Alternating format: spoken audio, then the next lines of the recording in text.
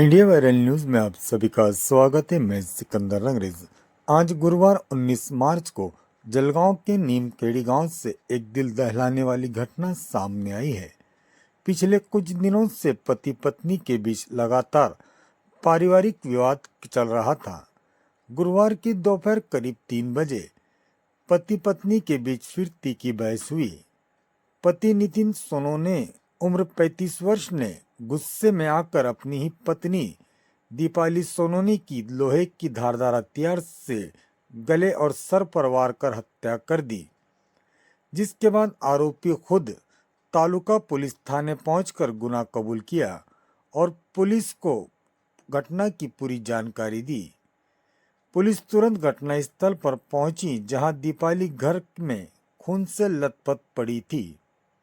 उप विभागीय पुलिस अधिकारी नितिन गानापुरे ने क्या कहा, आइए सुनते हैं। आप देखते रहिए इंडिया वायरल न्यूज।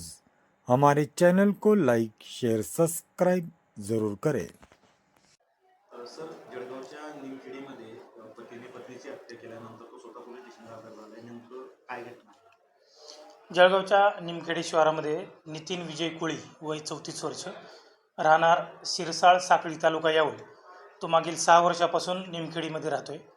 पत्नीच्या असणाऱ्या अनैतिक संबंधाच्या संशयावरून त्याने पत्नीला विटा आणि विळा हा गळ्यावर त्याचबरोबर पोटावर मारून खून केलेला आहे. त्याचबरोबर तो पोलीस स्टेशनला हजर झाला होता आज रोजी. त्या अनुषंगाने त्याला ताब्यात घेण्यात आलेला आहे व पुढील तपासाची प्रक्रिया सुरू आहे. त्याचबरोबर FIR नोंदवण्याचं काम सुद्धा सुरू आहे. सर, आरोपीने गुन्ह्याची कबुली दिली आहे, नेमक्या हजर झाल्यानंतर? आरोपीनं स्वतः सांगितलेलं आहे की सदरचा गुन्हा मी रागाच्या भरात स्वतःच केलेला आहे म्हणून. तरी देखील आपण इतर साक्षीदाराच्या माध्यमातून तपास करत आहोत. सर, त्यांच्यामध्ये काही दिवसांपासून वाद सुरू असल्याची देखील प्राथमिक माहिती समोर आली. काही आरोपींनी त्याबाबत सांगितलंय?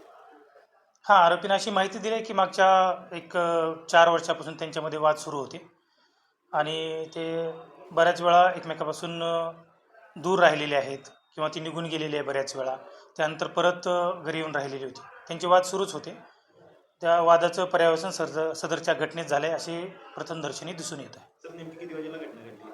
सदरची घटना ही आज रोजी दुपारी 3:30 घडलेली आहे. सर, आरोपीने काही सांगितलं की नेमकं पत्नीचं कोणासोबत अनैतिक संबंधाचा संशय होता, असं काही सांगितलं? नाही आहे, तो तपासाचा भाग आहे, त्यामुळं आम्ही काही डिस्क्लोज करू शकत नाही.